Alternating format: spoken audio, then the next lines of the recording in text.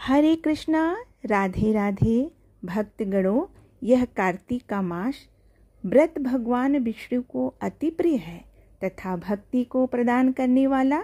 रात्रि में जागरण करना, प्रातःकाल स्नान करना, तुलसी बट सींचना, उद्यापन और दीपदान, यह 5 कर्म भगवान विष्णु को प्रसन्न करने वाला है। आज मैं आप सभी को कार्तिक महीने का 4था अध्याय सुनाने जा रही हूँ। नारद जी बोले, ऐसा कहकर भगवान विष्णु मछली का रूप धारण किया विंध्याचल पर्वत पर तप कर रहे महर्षि कश्यप की अंजलि के जल में जा पहुँचे। महर्षि कश्यप ने दया करके उसे अपने कमंडल में रख लिया। जब उसने बड़ा रूप धारण किया तो उन्होंने उसे कुएं में डाल दिया।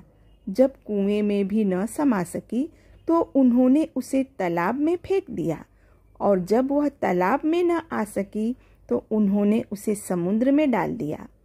वह वहां पर भी बढ़ने लगी। फिर उस मत्स्य रूपी नारायण ने उस शंखासुर को मार डाला। पश्चात शंख को हाथ में लेकर बद्री वन में आ पहुँचे।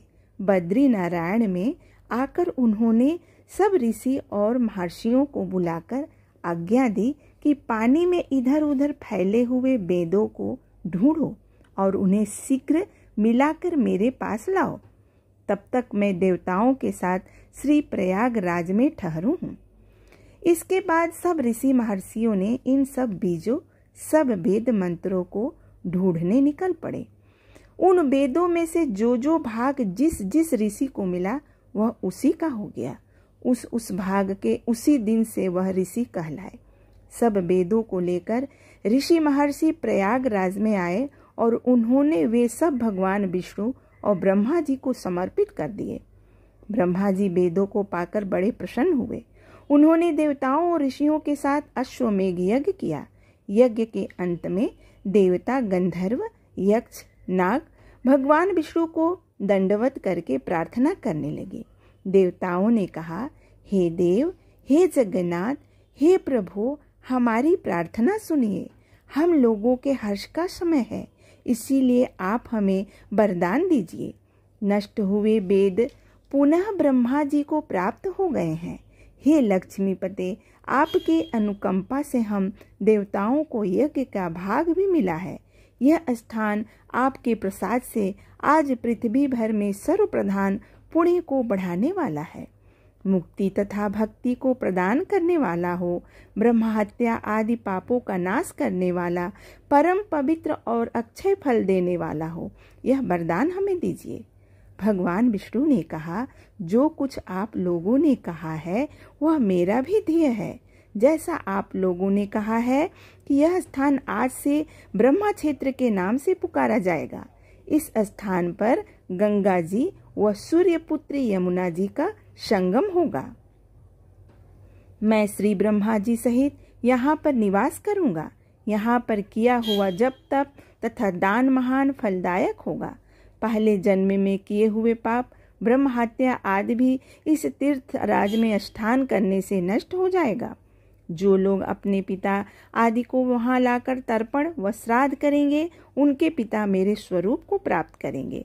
वह तीनों प्रकार की मुक्ति को प्राप्त करेंगे। मकर संक्रांति पर माघ मास में प्रातःकाल यहाँ आकर स्नान करने वाले के दर्शन मात्र से ही सब पाप मिट जाते हैं। ठीक उसी तरह जिस तरह सूर्य के तेज से अंधकार का नाश हो जाता है। हे मुनीश्वर, मेरे वचन ध्यान से सुनिए। मैं सर्वत्र व्याप्त रहता हुआ भी हमेशा बद्री नारायण में निवास करता हूँ।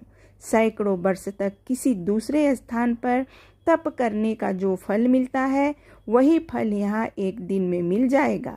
जो मनुष्य मेरे उस स्थान बद्री आश्रम का दर्शन करेंगे और जीवन मुक्त हो जाएंगे, उनके समस्त पाप नष्ट हो जाएंगे। सूत जी बोले, ऐसा कहकर भगवान विष्णु जी अंतर्ध्यान हो गए और देवतागण भी अपने अंशों को वहीं छोड़कर चले गए। जो मनुष्य कथा को श्रद्धा पूर्वक सुनते और वह श्री प्रयागराज और बद्री आश्रम जाने व स्नान करने का समान फल प्राप्त करते हैं। भक्तगणों, ये था हमारा कार्तिक महीने का चौथा महात्म्य। अगर आप सभी को पसंद आए तो कमेंट के द्वारा ज़रूर बताइएगा कैसा लगा, जिससे हमें ये लगे कि आप लोग हमारे वीडियो को पसंद करते हैं। आप सभी को हमारा धन्यवाद।